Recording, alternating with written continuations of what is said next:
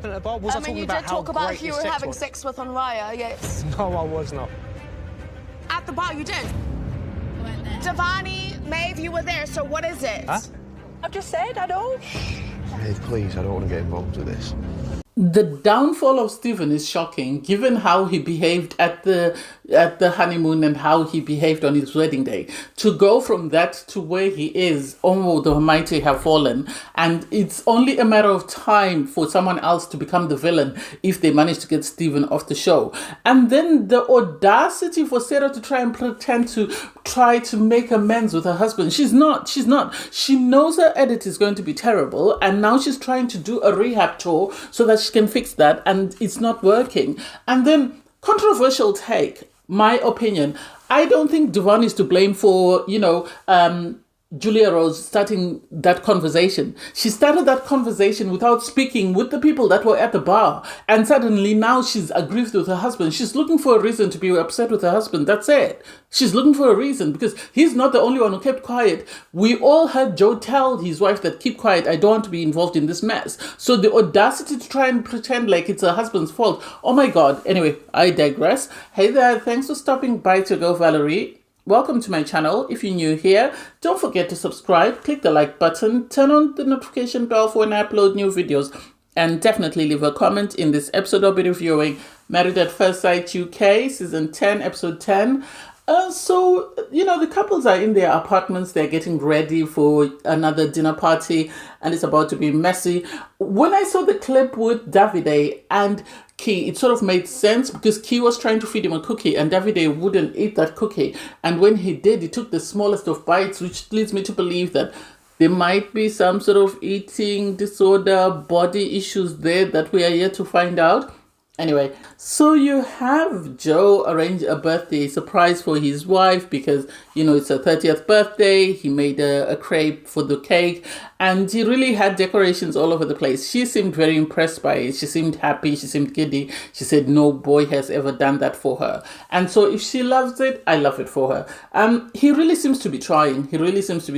My question is always, if someone is this perfect, why are they single? What is it about them that has stopped them in the real world? Especially looking the way he does from finding their person, but maybe he needed to come to the experiment to find his person. You have Sarah and Dean. Sarah is on a rehab tour, but sadly her rehab tour is not working. Whether someone from production told her that you're getting bad edits or whether the experts calling her out is the reason why she suddenly decided to do this revamp. But it's not working because her mask is slipping all the time. Because apparently she told one of the crew that if you were straight, I would be all over you. And it's like, why would you say that when you're telling your husband that you can barely touch his hand, you can barely kiss him, and then you say some of the most awkward things like that? Apparently they argued about it. She then turned around and said, I'm not used to considering other people's feelings when I say or do anything. It shows. You don't even need to tell us. Grace and Ashley are a controversial take for me because a part of me wants to truly believe that Grace is trying to make an effort because she genuinely likes this guy. But then the other part of me thinks, oh, she's doing it because she knows he's got the bread, he's got the money. Anyway, apparently he arranged a date for her, or he wanted to take her out, so he asked her to put on a dress. She didn't like that because she's independent, she's used to doing her own thing. Her nails, there was an issue, they looked outgrown. He offered, he suggested that they go and she gets them done. She didn't like that because she felt like he was sort of trying to manage her life or tell her what to do, and she doesn't appreciate it. I don't know. Maybe she needs to be alone because if she can't take any feedback from somebody else, maybe she needs to be alone.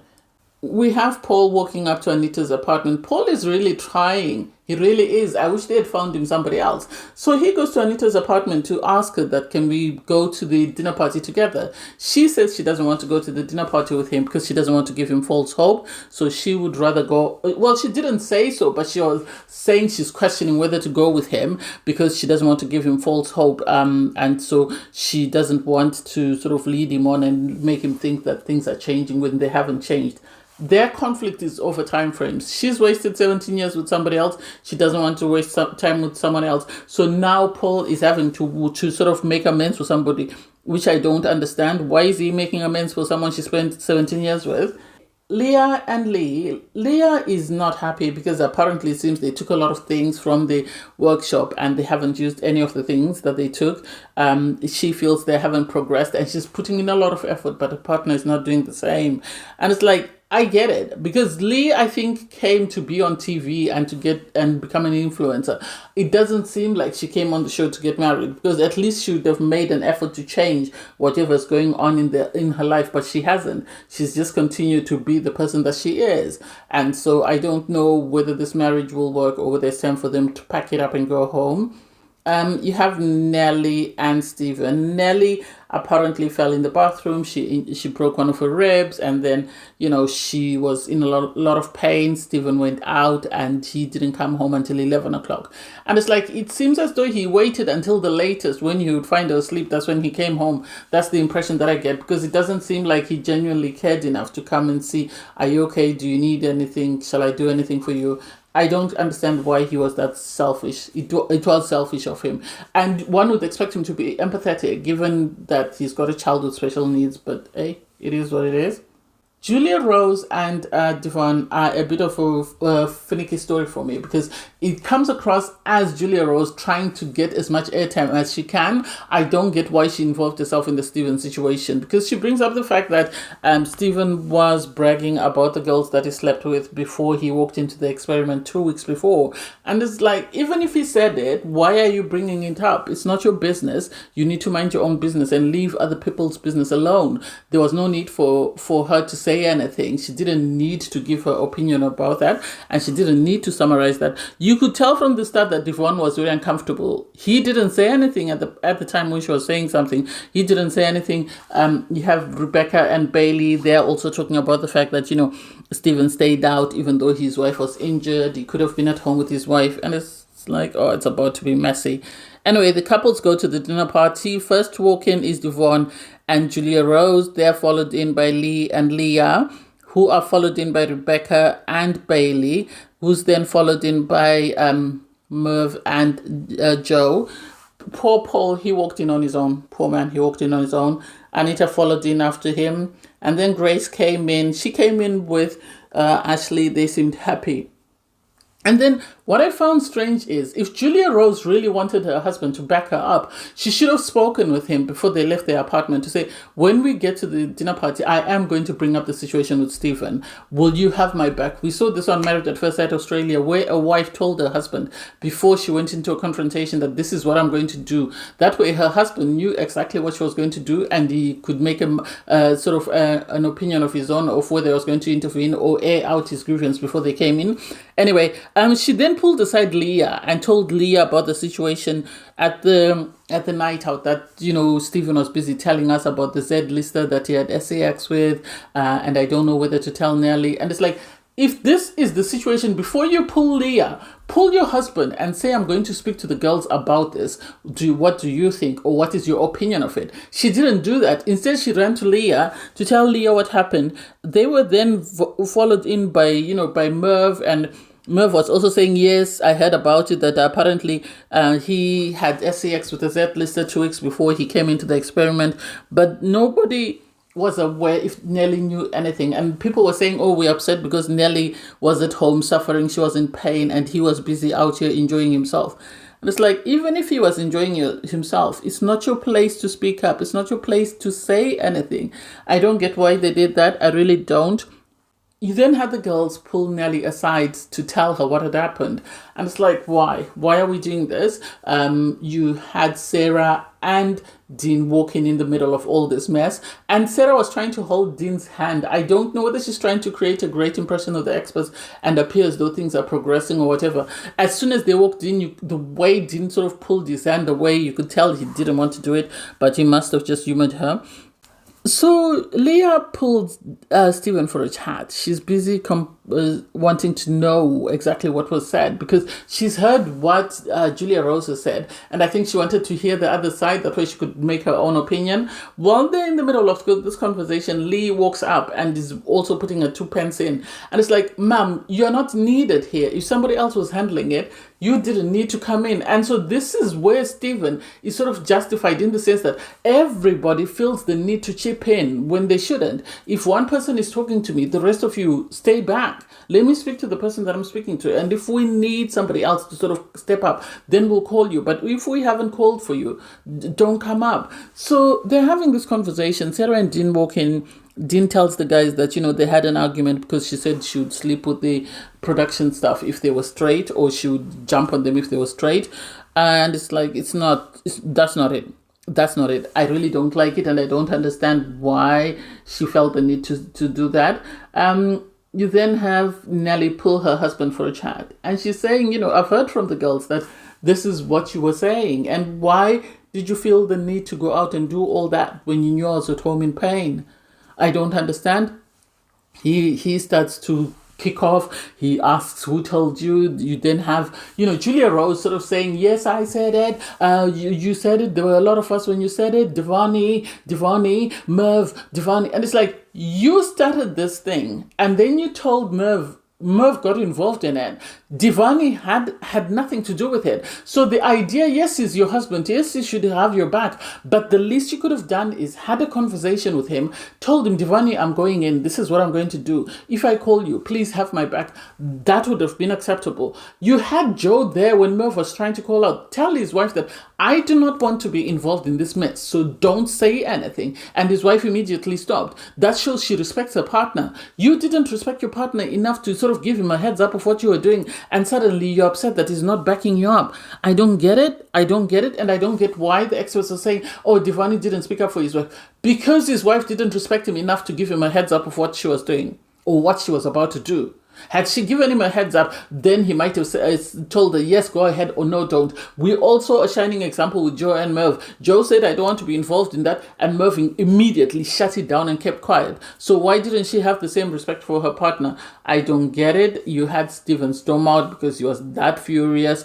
Devani tried to have a chat with his wife. His wife was telling him that you let me down. When I call for you, it's important that you have my back. And it's like, you called for me after you started something and you were drowning. Before you started it, you didn't call for me. You didn't feel the need to at least give me a heads up to say, this is what I'm going to do. I am on Devani's side. Kudos to him for keeping quiet. She has to take her own responsibility for doing that. You had Bailey go out and try and sort of calm down Stephen. Stephen was kicking off. Hey, to each their own.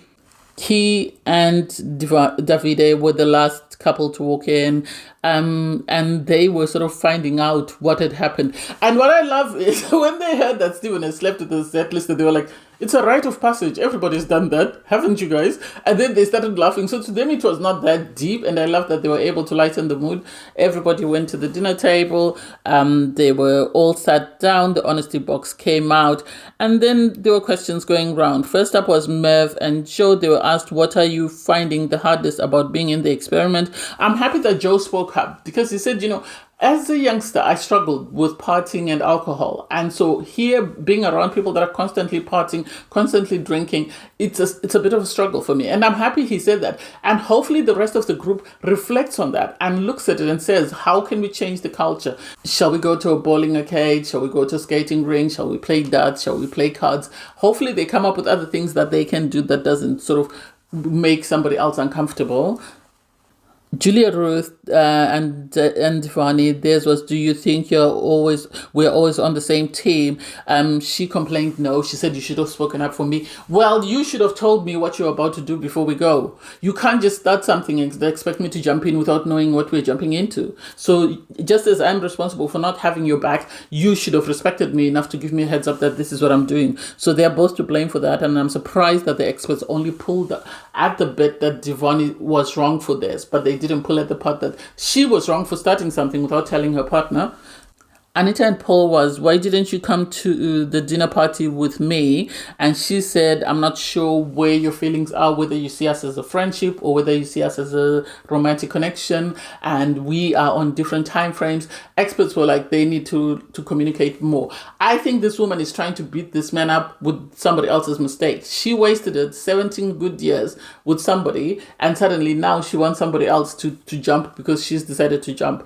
That's her fault. That's her own issues that she needs to deal with. It's either she stays, at least this man is saying his feelings for her are growing and he thinks she's very attractive. She was surprised to hear that he found her attractive.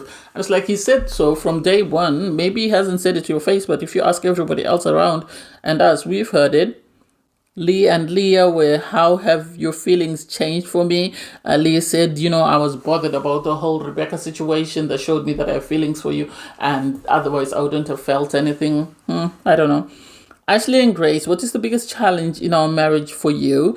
And there was this sensation, feeling that they can't understand each other, or they always don't understand each other, where they're coming from. Ashley on his part said he's got sisters, so he was looking at her nails and saw that there were gaps, and he was saying, oh, you need to get your nails, shall we go and get your nails done? She felt like he was telling her that it's time for you to go and get your nails done. He booked a fancy event with a concert afterwards. He wanted, it's a formal thing, so she needed to wear a dress. He suggested she wear a dress. She felt he was telling her what to do. I don't understand why Julia Rose was saying, oh, we all know that Grace is independent and she doesn't like to be told. Please focus on your marriage and leave other people's marriages. You're going to be turned into the villain. If this is what you're looking for, good luck, because the viewers are really going to drag you over the mud. Rebecca and Bailey, on a scale of 1 to 10, how strong are your feelings for me? And he said it's a 9.5. I am surprised. Whatever he did on the honeymoon was able to sway her. And I always feel like he gave her the D. And now they're in a very good space. Nellie and Stephen, it was, do you trust me? And she said, I don't know. I need actions to sort of match your words. And everybody needs actions that match with words. Nobody wants to be told something and then somebody behaved totally different. So I get where she's coming from. I have a feeling that the way Julia Rose is putting herself in the center of these issues, we're going to struggle to protect her because production are going to turn on her the moment this man leaves. So the moment Stephen leaves, she's on the hot seat. I can already see that. I know they've been going after Sarah, but I have a feeling the moment Stephen leaves, if she's not careful and if she doesn't mind her own business, she is the one that the fans are going to be dragging next. Because why did she feel the need to sort of involve herself in somebody else's drama? Anyway, I can't wait for, the commitment ceremony. Thanks, guys, for watching. Please don't forget to like, share, comment, and subscribe. Click on the link in my video to watch my review from episode 9. Bye, everyone.